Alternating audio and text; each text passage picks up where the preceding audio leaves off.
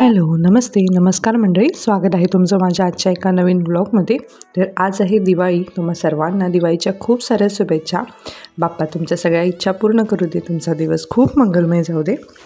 तर मस्त आज दिवाळीसाठी सगळीकडे उठून आधी दिवे वगैरे लावले, स्वच्छता केली घरात. त्यानंतर अभ्यंगस्नान केली. आता अद्वैतचं अभ्यंगस्नान फक्त राहिलं होतं, कारण तो अजून लहान आहे. त्याला लवकर एवढं उठवायचं म्हटलं तर तो चिडचिड करणार ना, त्यामुळे त्याला थोडं त्याच्या ह्यानं उठू दिलं. तर तो उठला. त्यानंतर मग उठणं वगैरे तयार केलं त्याच्यासाठी.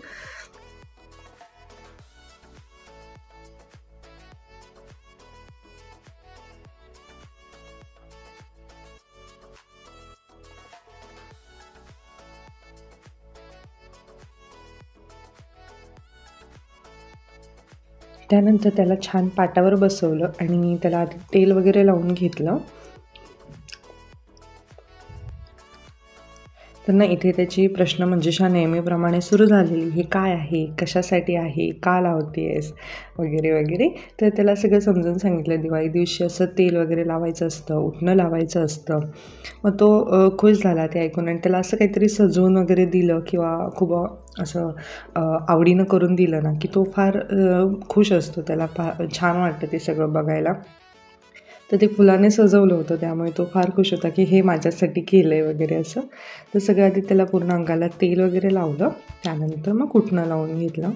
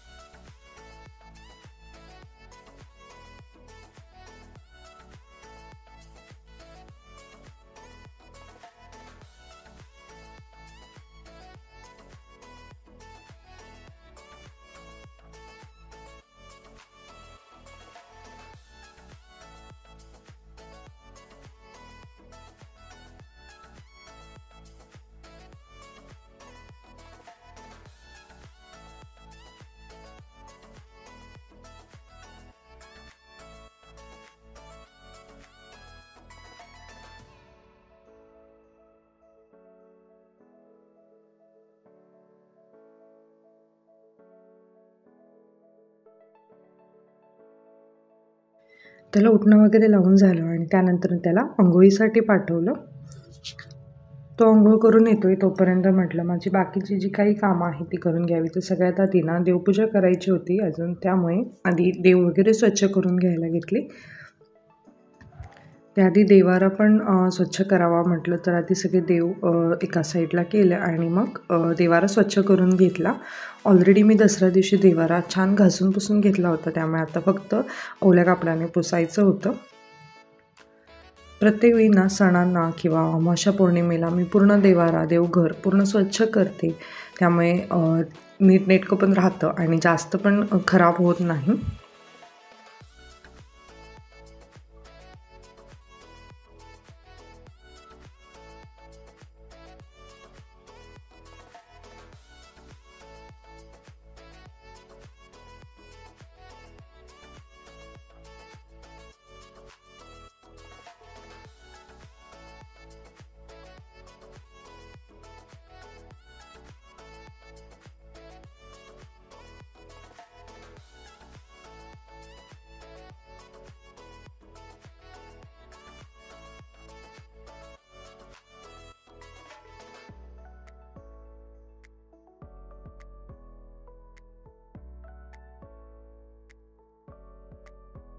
देवाऱ्यातील सगळे देव साईडला काढल्यानंतर ना देवारा छान ओल्या कपड्याने पुसून घेतला.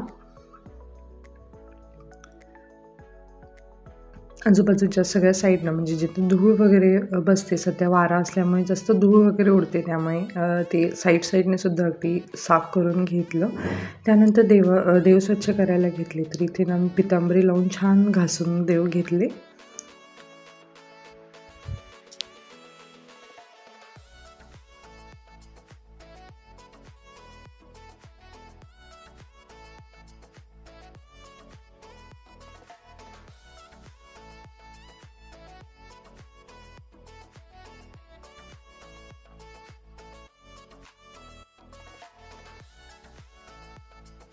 देव स्वच्छ धुवून झाले तसं मी एका स्वच्छ कपड्याने सगळे देव छान पुसून पण घेतले, कारण त्यावर पाणी राहिलं ना की त्यावर डाग पडायला सुरुवात होतात, देव मूर्त्या काळ्या होतात. त्यामुळे लगेचच स्वच्छ केल्यानंतर लगेच छान असं स्वच्छ कापडाने पुसून घेतलं मी. त्यानंतर ओट्यावरचं पाणी वगैरे साफ केलं, क्लीन केलं आणि मग देवपूजा करायला पुन्हा आले मी.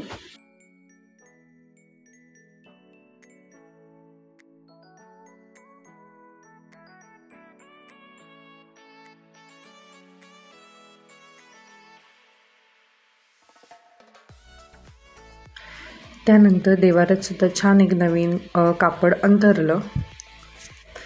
दरवेळी अमावास्या पौर्णिमेला किंवा काही सणांना आतमधील जे आसन आहे देवांचं ते मी चेंज करते. त्यानंतर सगळ्या फोटो फ्रेम्स वगैरे होत्या त्यासुद्धा छान ओल्या कपड्याने पुसून घेतल्या. त्यानंतर सगळं देवांची छान मांडणी करून घेतली.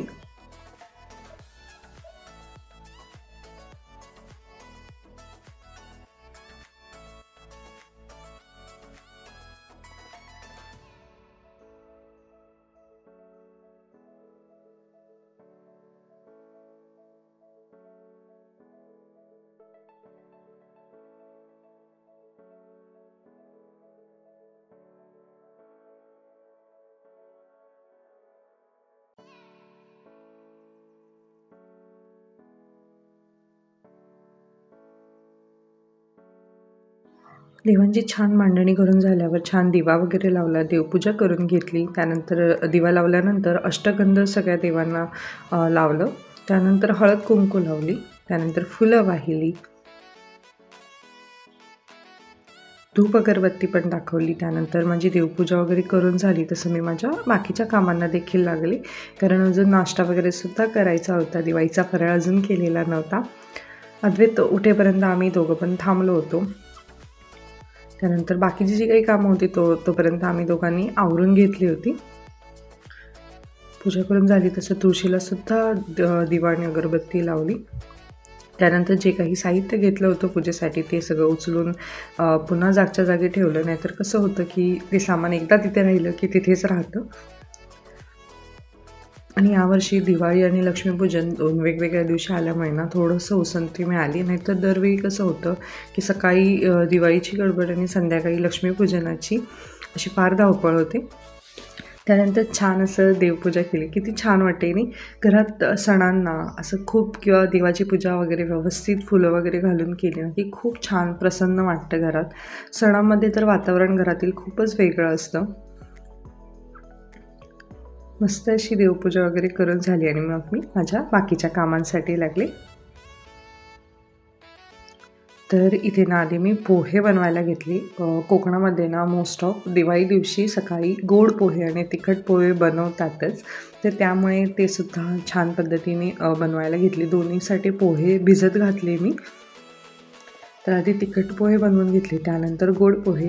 तरी इथे पहिल्यापासून मी बघते, जेव्हा लहानपणी आम्ही ना दिवाळी दिवशी बाबा एक कडू औषध घेऊन यायचे सकाळी ना. सगळ्यात आधी फराळ करण्यापूर्वी अंघोळ करून झाली, देवपूजा झाली वगैरे की ते कडू औषध असायचं, ते ग्लासभर आम्ही सगळ्यांना द्यायचे बाबू प्यायला. आधी कडूने सुरुवात करायची, त्यानंतर मग गोड फराळ खायचा. असंच सगळीकडे आमच्या गावात तिकडे सगळी तशीच प्रथा होती. तर इथे काही आम्हाला ते सातिंग म्हणतात त्याला, ते सातिंग आम्हाला मिळालं नाही. त्यामुळे आम्ही जस्ट एक जे कारीट होतं तेच थोडं थोडं बोटाने चाकून कडवटपणा कडू खाल्लं. त्यानंतर मग इथे मी दूध गरम करायला ठेवलं. त्यानंतर पोहे वगैरे बनवायला ते जे काही कांदा मिरची वगैरे लागणार होती ते सगळं चिरून घेतलं. छान पोहे वगैरे बनवले.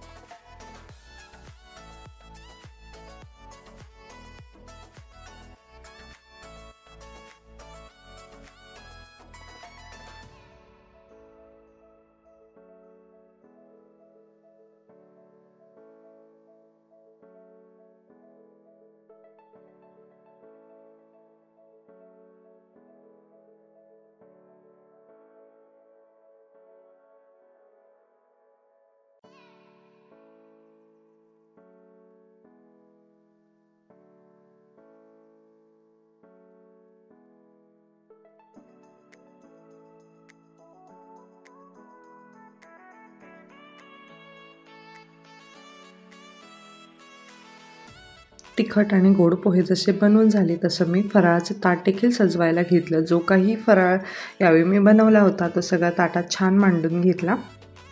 यावेळी ना फराळ जेव्हा घरीसुद्धा बांधून देत होते तेव्हा एक वेगळाच आनंद होता. कारण स्वतः जेव्हा आपण काहीतरी करतो ना त्याचं एक खूप सॅटिस्फॅक्शन असतं. तर तेच सॅटिस्फॅक्शन मला यावर्षी मिळालं. कारण यावर्षी न चुकता सगळा फराळ खूप छान झाला होता. पाहू शकताय तुम्ही पण फराळ खायला नक्की या.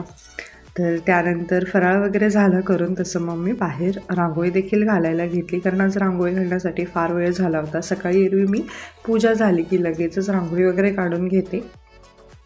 पण आज फार गडबड झाली होती सकाळी आणि अद्वैत पण वेळाने उठला त्यामुळे त्याच्याबरोबर बराच वेळ गेला होता आमचा. इथे पण त्याला लुडबुड करायचीच असते. त्याला आई जिथे जे जे काही करत असते त्यात त्याची लुडबुड त्याला मस्ट असते. तर नक्कीच ते काही ना काही करायला येत असतो तिथे. त्यानंतर रांगोळी घालून झाली तसं छान हळद कुंकू देखील वाहिलं रांगोळीला. त्यानंतर उंबरठ्याला. त्यानंतर उंबरठ्यासमोर छान अशी छोटी रांगोळी देखील काढली.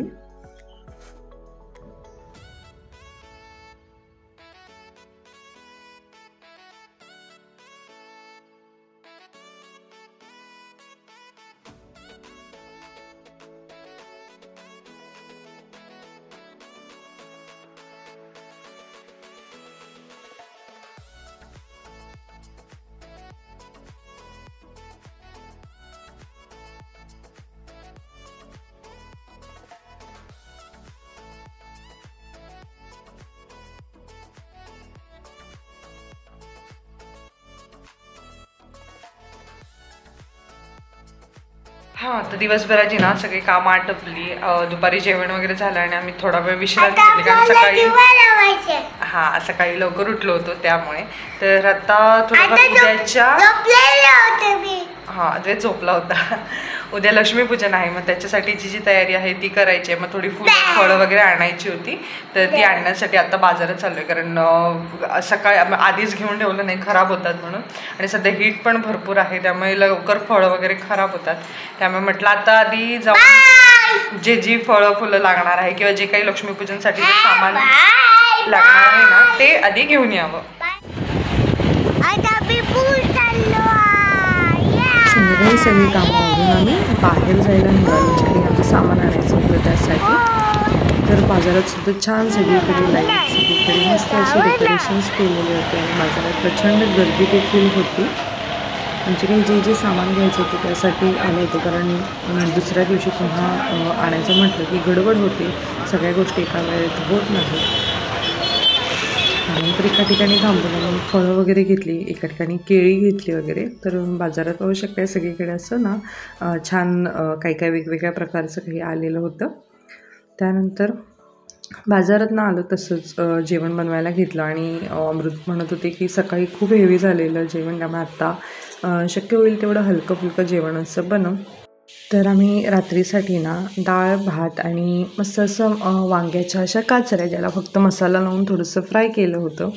असा छोटासा थोडका मेनू बनवला, जो पचायला पण इझी होईल आणि सगळ्यांना आवडतो. अद्वैत पण खूप छान आवडीनं सगळं खात होते. त्याला डाळ भात किंवा वरण भात तूप घातल्यावर खूप आवडतं, तो खूप आवडीनं खातो. इतर गोष्टींपेक्षा त्याला ते आवडतं, त्यामुळे त्याचा विचार करताही तसंच म्हटलं काहीतरी बनवूया. तरी ते छान वरण, जे डाळ आहे त्याला छान फोडणी वगैरे दिली. जिरा, मोहरी, लसूण, हिंग, कढीपत्ता. त्यानंतर त्यामुळे गॅसची फ्लेम ऑफ करून ना त्यामध्ये मसाला वगैरे घातला. नंतर डाळीला फोडणी दिली. तर इथे डाळ बनवून होते तोपर्यंत मी इथे वांगीसुद्धा कट करायला घेतली. छान कोथिंबीर वगैरे वरनं घातली. त्यानंतर बाकीचं सगळं करून घेतलं, जे प्रिपरेशन होतं ते. इथं वांग्यांनासुद्धा ना मी छान कट करून घेतलं. त्यानंतर मसाला वगैरे लावला आणि ती थोड्याशा तेलात अगदी तव्यावर शॅलो फ्राय करून घेतली.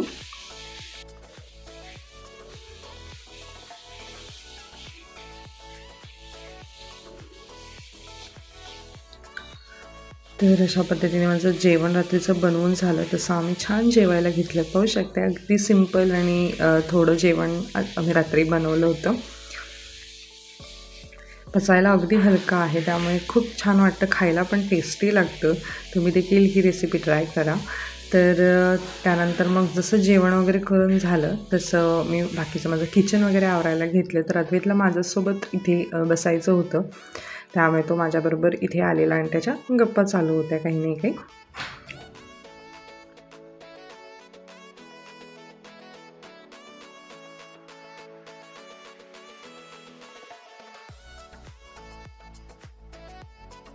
त्यानंतर सगळी भांडी एका ठिकाणी करून आधी स्वच्छ धुवून वगैरे घेतली.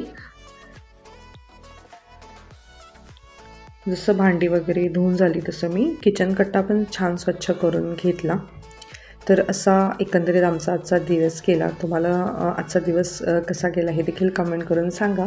आणि माझा व्हिडिओ आवडला असेल तर चॅनलला लाईक, शेअर, सबस्क्राईब करायला विसरू नका. सोबत बेल आयकॉन क्लिक करा, म्हणजे माझ्या येणाऱ्या प्रत्येक व्हिडिओचं नोटिफिकेशन तुम्हाला मिळत राहील. पुन्हा एकदा सर्वांना दिवाळीच्या खूप साऱ्या शुभेच्छा.